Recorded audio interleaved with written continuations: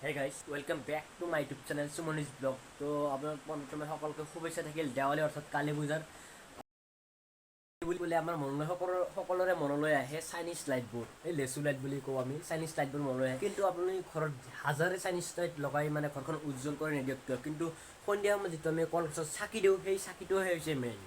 আৰু আপোনালোকে কমেণ্ট কৰি জনাবচোন আপোনালোকৰ ফালে বৰষুণ কেনেকুৱা। আমাৰ ফালে পুৰা ধামাকা বৰষুণ।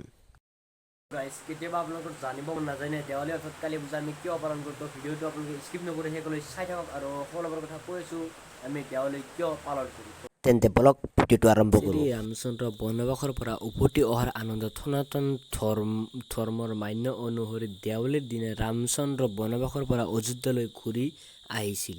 বিশ্বাস কৰা হয় যে ৰামচন্দ্ৰ অযোধ্যালৈ উভতি অহাৰ আনন্দত দীপাৱলী পালন কৰা হয়।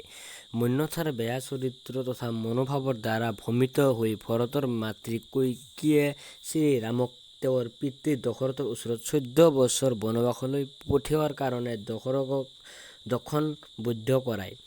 ৰামে দশৰথৰ আদেশ পালন কৰিবৰ বাবে নিজ পত্নী সীতা আৰু ভাই লক্ষ্মণৰ সৈতে 14 বছৰৰ কাৰণে বনলৈ গ'ল।